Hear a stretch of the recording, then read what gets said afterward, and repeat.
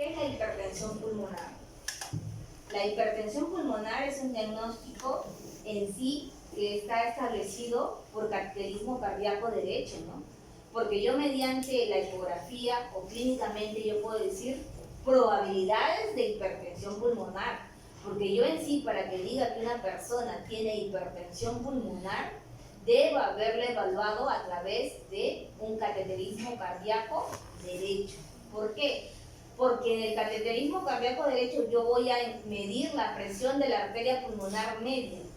Y para definir la hipertensión pulmonar es una condición hemodinámica y fisiopatológica donde obtengo en la medición del cateterismo cardíaco derecho una presión de la arteria pulmonar media mayor o igual de 25. Es por eso que yo hago a través de otros métodos también eso, pero el diagnóstico fidedigno lo da el cateterismo cardíaco derecho.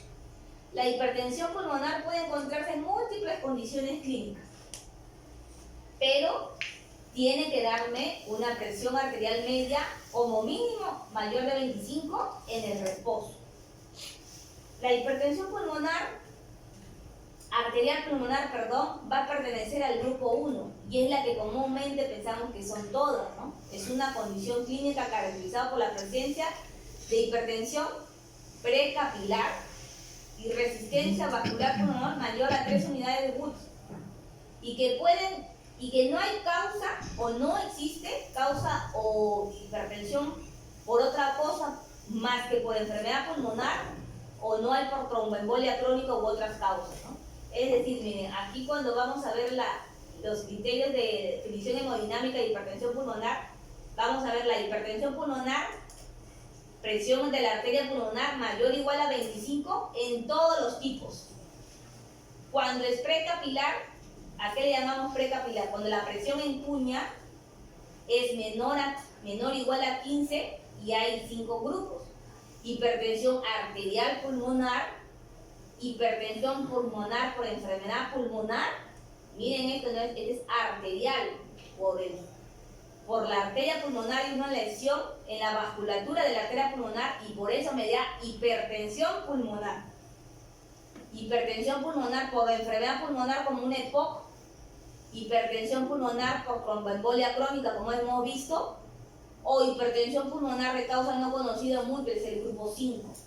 El grupo 2 y el 5 pueden ser postcapilares aisladas. ¿A qué llamamos postcapilares? Cuando la presión en cuña es mayor a 15. Precapilar menor o igual a 15. Postcapilar mayor a 15. ¿Qué grupos están aquí? El segundo grupo, que es el más frecuente que vemos en cardiología. La hipertensión pulmonar por enfermedad cardíaca izquierda, por ejemplo, CIA, CIB o por una valvulopatía, ¿no es cierto? Y la 5 también puede ser precapilar y postcapilar.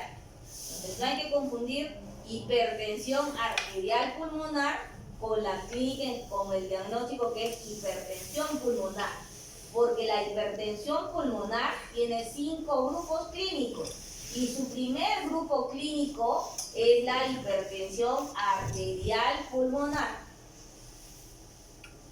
Entonces, clasificación de la hipertensión pulmonar, como le digo, los 5 grupos clínicos. Ustedes pueden ver, por ejemplo, en el grupo 1, idiopática es la más frecuente, ¿no? ¿Por qué tiene hipertensión pulmonar, doctora? No lo sabemos, idiopática, arterial pulmonar, perdón. Por drogas y toxinas inducidas, sí, hay algunas drogas que pueden producir. Los esteroides pueden producir hipertensión arterial pulmonar. El VIH puede producir hipertensión pulmonar arterial, ¿no? La chistosomiasis, ¿qué es esto? Hay chistosomas. ¿Se acuerdan chistosoma manzoni? Esos parásitos, esos pueden producir hipertensión arterial pulmonar. El grupo, lo que vemos en cardiología es el grupo 2. Disfunción sistólica del ventrículo derecho, disfunción diastólica del ventrículo derecho, valvulares, congénitas, como digo, el CIA, CIB, lo más frecuente. Ustedes escuchan CIA, CIB que tienen hipertensión pulmonar y ya no pueden cerrarse. Estos, ¿no? Y los otros, los 5 son los otros. hematológicos, anemias hemolíticas, síndromes mieloproliferativos, las afecciones plenopneumonizadas, y cosas muy raras, ¿no? Pero lo que más vemos son las congénitas, valvulares y las idiopáticas en este tipo, ¿no? Que es la hipertensión arterial pulmonar.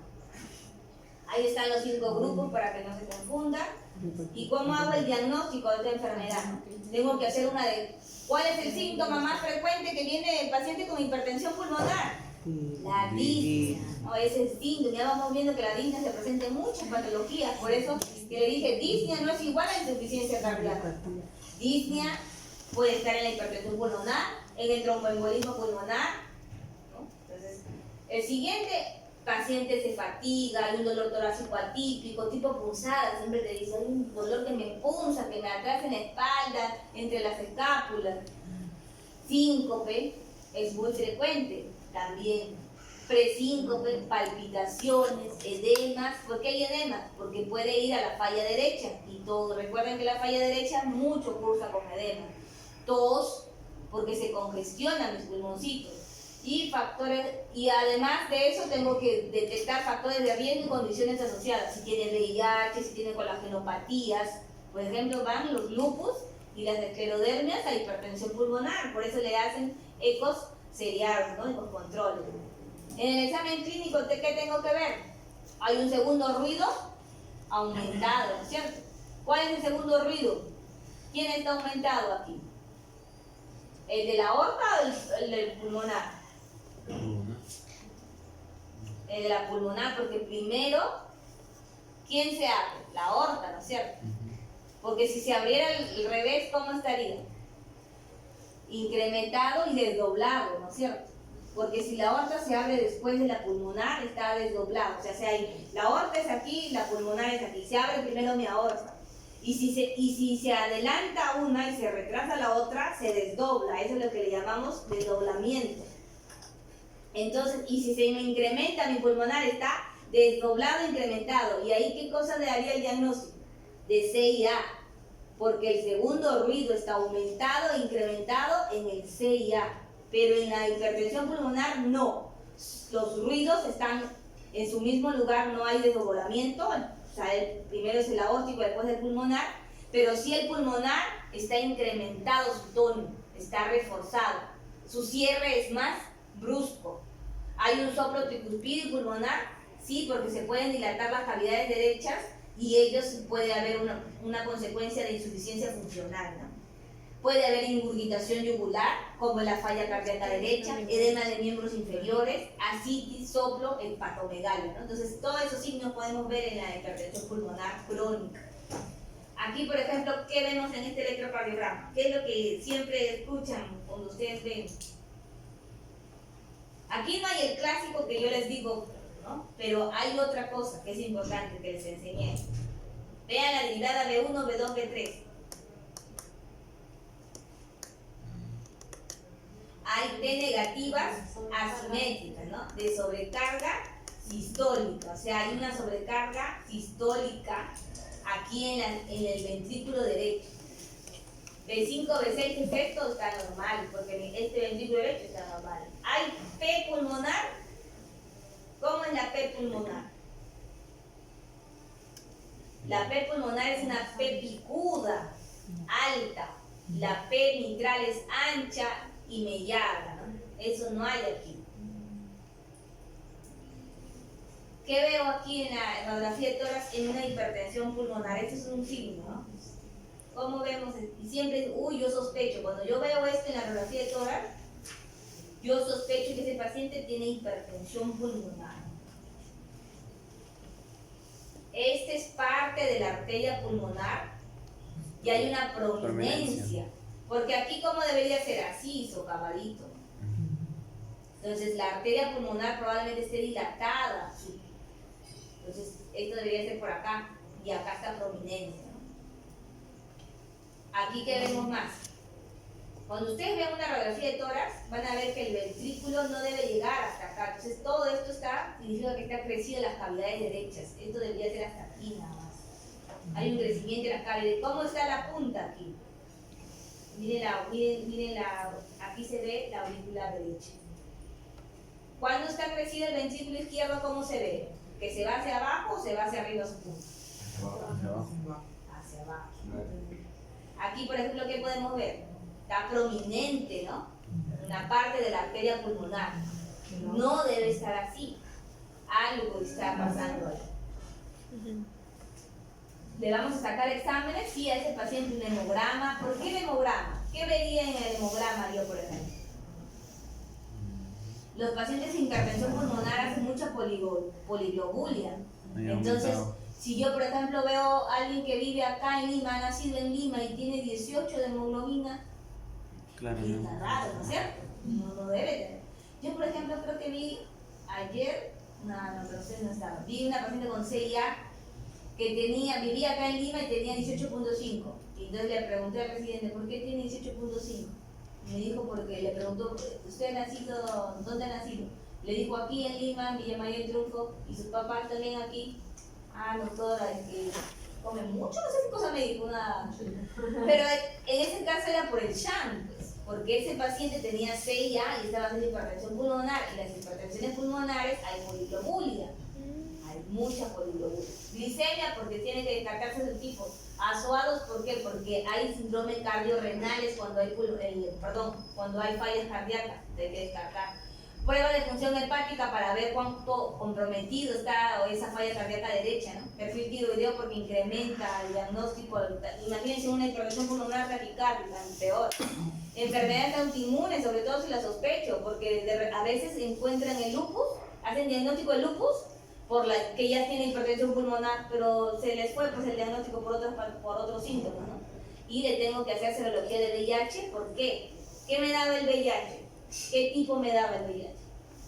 El primer tipo, la hipertensión arterial pulmonar, ¿no? Entonces esa me daba, por eso le saco. Entonces, ¿y qué más le debo de sacar? En el hospital no, el pecho. ¿Por qué le debía sacar eso? Porque yo les dije, porque había síntomas y signos que me hacen sospechar de insuficiencia cardíaca.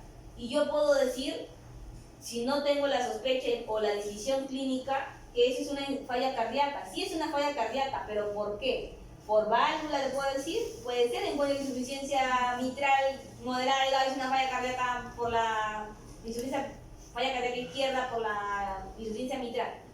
Entonces, en este hospital no, porque les dije que el PECTID es caro. Entonces, pero en otros hospitales, cuando tengo la decisión entre ver si es una hipertensión pulmonar que ha causado falla cardíaca derecha, hago esa decisión.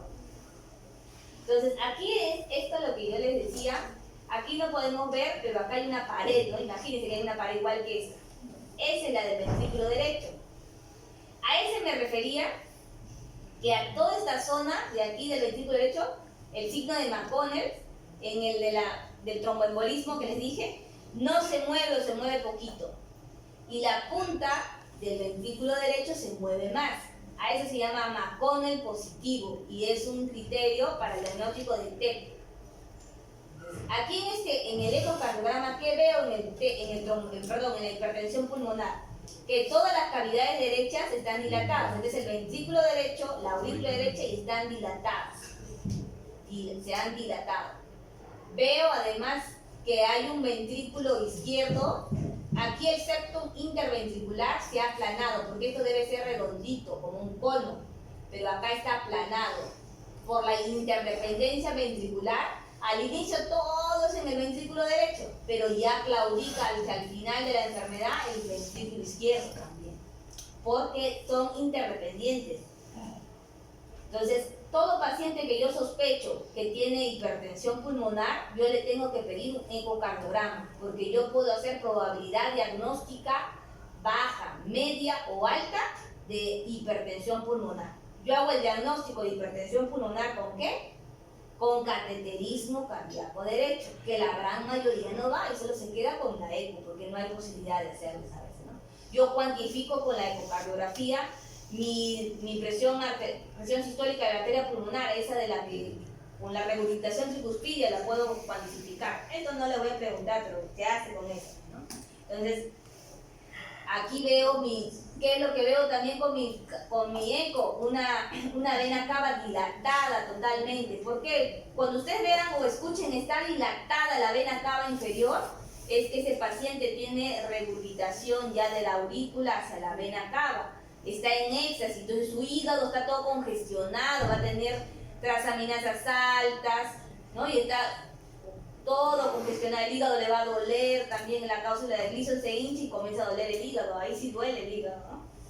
Entonces veo la vena cava y eso ya pues, bueno, otro es lo que digo por ecocardiografía, puedo ver todos los índices ecocardiográficos que puedo hacer, pero por ecocardiografía yo no hago el diagnóstico final de hipertensión pulmonar, lo hago mediante cateterismo, porque por ecocardiografía yo puedo ver probabilidades. Yo puedo medir a través de algunos métodos si es baja, intermedia o alta. Pero yo no digo, yo describo mi eco así. Baja probabilidad ecocardiográfica de hipertensión.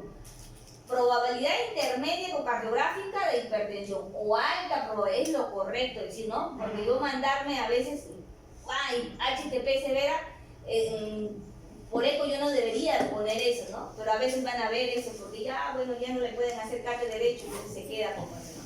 Entonces, hay múltiples pruebas y la que más hacemos aquí, porque no cuesta nada, es la prueba de caminata de 6 minutos, ¿no? ¿Qué hacemos? Le medimos una distancia de 100 metros al paciente y lo hacemos caminar. Ida y vuelta, ¿cuánto puede caminar? Ahí. Y ustedes van a ver que la gran mayoría que está en hipertensión pulmonar ya están muy avanzados y apenas hacen 2-3 vueltas. Y con eso veo su clase funcional del paciente. Y apenas camina, una vueltita y llega, ya no camina más. Ustedes van a ver. Y eso es lo más barato porque no utilizo nada. Ya imagínense hacerle a ese paciente una prueba de esfuerzo. Apenas sube la prueba de esfuerzo y ni al minuto se cansa. Entonces, los pacientes con... ¿Ustedes han visto alguna vez un paciente con hipertensión pulmonar? Ahorita no hay paciente... O sea, por ejemplo, las valvulopatías producen mucho hipertensión pulmonar tipo 2, ¿no? O sea, la del segundo tipo. Pero creo que no hay una que esté muy galopante. Sí, había en la emergencia. Sí, ya me acordé. Hay uno ahorita en neurotrauma en la cama 20. Es un paciente que tiene un aneurisma de seno valsalva de la arteria, de la válvula aórtica, roto a ventrículo derecho y entró y tiene hipertensión pulmonar severa. Estaba muy descompensado ayer. Si pueden, lo ven, está en la cama 20 de neurotrauma en emergencia. O le siguen por el nombre y él, por ejemplo, ese señor, por ejemplo, está bien descompensado, ¿no? Yo tengo que hacer el diagnóstico con mamografía pulmonar, sí, para seguimiento, para ver cómo está su ventilación, por tomografía también, por arteriografía, y esto hasta llegar a mi cateterismo cardíaco derecho, ¿no es cierto? Eso llegamos en el hospital. ¿Qué es lo que más cuesta? Estos materiales, esto es lo que no compra el CIS. Esto, las funciones, los catéteres, ¿no? Que entra y se enclava aquí y mide mi presión arterial media, mi presión de cuña. Entonces, eso va a medir mi cateterismo cardíaco derecho. Yo mido la presión de cuña, la presión sistólica de la arteria pulmonar, indirectamente por ecocardiografía, que me sugiere el diagnóstico, pero no me lo confirma, ¿no? Entonces, podemos ver algunos síntomas y signos de hipertensión pulmonar. Le hago una historia compatible que tenga hipertensión pulmonar, le hago una ecografía y le pongo probabilidad ecocardiográfica de hipertensión pulmonar y luego le voy a dónde.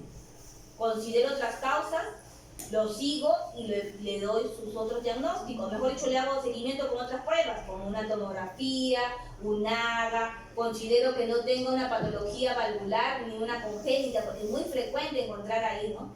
Confirma el diagnóstico, sí, ¿con qué? Con cateterismo. Y luego lo que tengo que hacer es seguirlo a este paciente, ¿no? Porque ¿qué hago con mi paciente con hipertensión pulmonar? Yo cuando le hago cateterismo cardíaco derecho también le hago un test de vasorreactividad. ¿Para qué le hago ese test? Si sale positivo, quiere decir que responde a oxígeno, el paciente le pongo oxígeno al 100% y baja las presiones pulmonares en por lo menos un 10 a 20%, significa que responde a bloqueadores de canales de calcio. Es decir, a ese paciente que tiene hipertensión pulmonar yo le voy a dar verapamilo, por ejemplo, ¿no? Entonces va a mejorar un poco. Si no me responde, no tiene vasoreactividad positiva, ¿qué le doy más? ¿Qué alternativa le doy? Una fosfodiesterasa, por ejemplo. O, por ejemplo, que eso es lo que usan ustedes los varones, pero todavía no creo que usen ustedes. El sildenafilo le doy, ¿no es cierto? Porque disminuye la resistencia vascular pulmonar. Entonces, cuando vayan a comprar, le dicen al farmacéutico, quiero que me disminuya mi resistencia vascular pulmonar, ¿no? Van a comprar qué cosa, el sildenafilo, comenzamos con 25 cada 12 horas, luego 50 cada 12 horas. ¿Y ustedes creen que le produce algo a esos pacientes cuando utilizan eso? Nada. Esos pacientes con hipertensión pulmonar llegan a 200 y el sildenafilo no funciona para nada. Los pacientes ya están, ya no tienen ninguna, no les ocasiona vasodilatación. De los pacientes ya no les ocasiona vasodilatación en el cuerpo cavernoso. A la justa llega a los pulmones. Nosotros tenemos pacientes con sildenafilo 200 al día. No, si imagínense, uno normal que se tome en emergencia todo. ¿Cuánto vale una pastillita? No me refiero a la pastilla de sildenafilo. ¿Cuántos miligramos? El sildenafilo viene de 50. De 50. ¿Por qué preguntas? Comenzamos con 25. ¿Por qué yo comienzo con poquito? Porque el sildenafilo baja la presión. ¿Ya? Entonces, porque tienen que tener cuidado, el sildenafilo baja la presión. Entonces, cuando ¿y qué son estos pacientes? La mayoría son hipotensos. ¿Por qué? Porque tienen falla derecha. Y la mayoría que tienen falla derecha, recuerden, son hipotensos. Como son hipotensos, 90-60, están ahí en el límite. Y si le doy 25-25, se van 80-50. O 80-40. Y entonces ya no tengo tope para aumentarle. 25-25 cada 12, casi nada. Entonces, lamentablemente, ¿qué cosas más le podría ofrecer aparte del sildenafilo? El Bocetan, que es nuevo, pero ese es carísimo. El tratamiento en un mes sale como 1000 soles. Ahorita solo lo está dando en algunos pacientes el de salud, el mejor. Después el resto no da nada. ¿Qué hacemos con el resto? Furosemida, digoxina, nada más para mejorar la falla cardíaca derecha en algo. Y en el resto los anticoagulamos porque ellos tienen mucho riesgo de trombosis, porque hacen mucha hipercoagulidad en los pacientes. Entonces, la gran mayoría los anticoagulamos. ¿Y qué más hacen estos pacientes? Fibrilación auricular. O sea, son bien piñosos estos pacientes. Sufren mucho estos pacientes. Mucho sufren. Tan igual como una falla cardíaca izquierda. Pero estos pacientes, si quieren la falla cardíaca izquierda, hay otras alternativas. Aquí casi no hay nada. Y la alternativa que hay en actual es muy cara y no la podemos dar porque no pueden comprarla. Entonces, es bien.